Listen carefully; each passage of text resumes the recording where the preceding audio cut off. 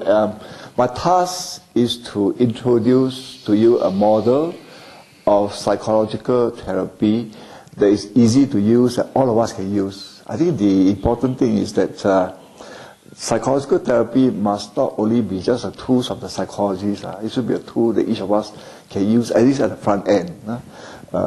In a more difficult end, that's another matter. Okay, so this is what I have got as an outline. So do you have an undefeated mind? And one model to develop it, whether we don't have it, we can still develop it.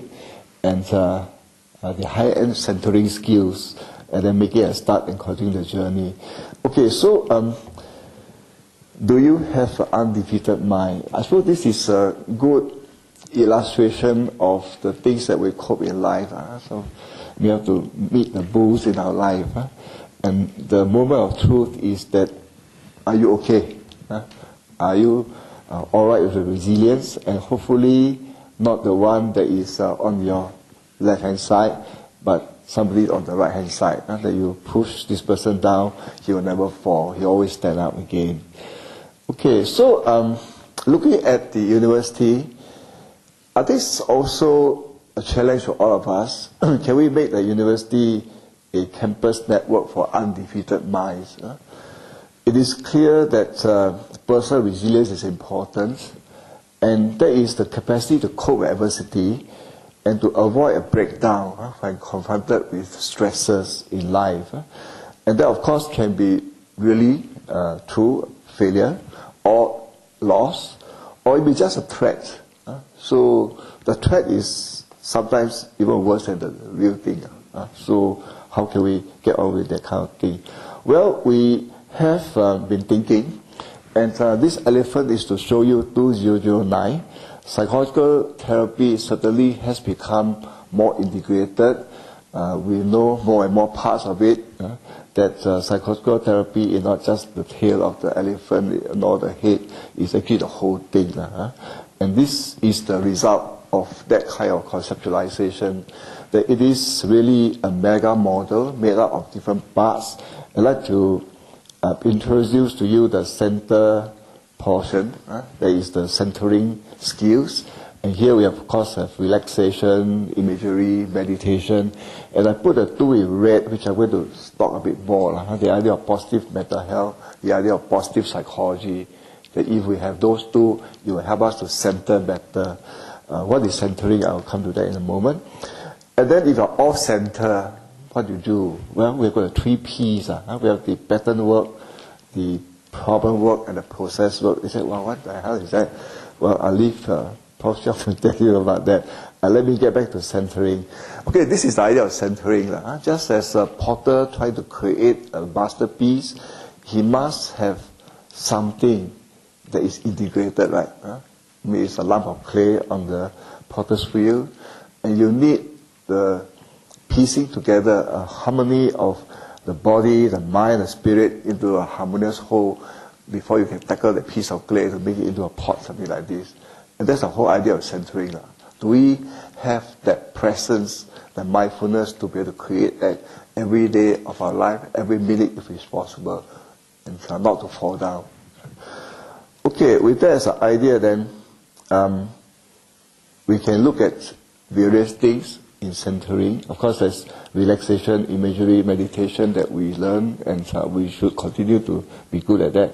But to introduce to you 2 more things, the higher end stuff.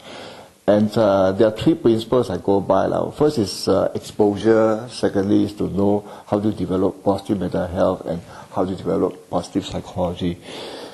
Okay, exposure, difficult situations are not something that we look forward to, right? So, this is siam, Chinese is siam.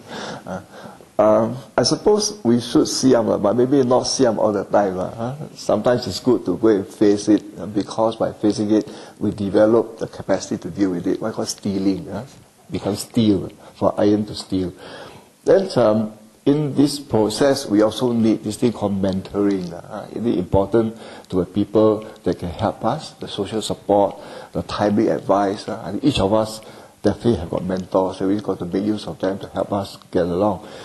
And there's also this idea of network, and this is where I want to throw the challenge that can we work together, maybe create a course, an interest group, and hopefully even create a growing crucible that we can put all the success stories together, yeah, to share things with each other, and that's how thing. We'll see. Huh? Okay, so this is the kind of formula that I'm trying to suggest. Let's get on to this positive mental health. And we start with negative mental health, mental ill health. Certainly it is a big problem in working life.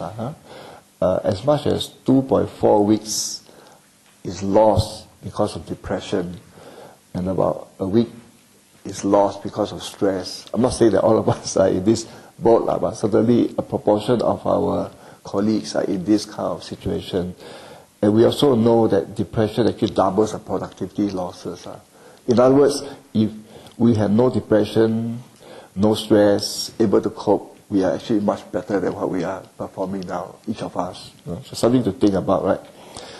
And the end in mind then is, hey, look, can I have positive mental health? Yes, and the idea is to have three things. Can we have emotional well-being? How do you know that you have emotional well-being?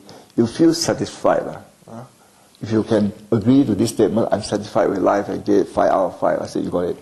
Do you have a positive psychology, psychological well-being? And you say, okay, I have direction and meaning. Do you agree with that statement? Yes, then you also got it. What about social well-being? So things I say, we're in it together. I am not afraid because there's so many of us. So that is the kind of thing that we have. Opposite to that, somebody feels lonely, there's not a soul in this world that cares for him. That is negative mental health, certainly.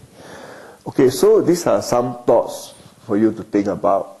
So positive mental health is actually not difficult to achieve, right?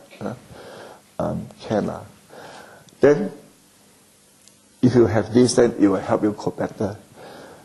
Then we move on to the next thing, the positive psychology. Positive psychology is actually trying to live the life of happiness. And apparently there are 3 lives of happiness that you can aspire to. The first one is a pleasant life. And the statement like say, I give thanks each day for the nice things in my life. I wonder how many of us do that. Perhaps if we don't, we should. Let's begin to feel happy that life is that much better because of the things that we have in our lives. We often take for granted until it's gone. They say, oh dear, it's too late. The next thing is engaged life. So do we have this kind of concept in our mind that we got strengths, we call signature strengths, right? And do we use a signature strength for the good of others? If we say, yes, I'm going to do that, I can do that, then you actually have engaged life. And if you're able to tell people, come on me, don't worry, we will make things happen, then you really have engaged life.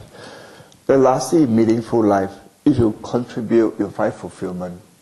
Then that is the basis of meaningful life. Right? So these are some thoughts. Of course you say, well, so does it happen? Well, we'll see. It's a question of trying to think about it first. Everything that we do start with a thought. If the thought is there, things will happen.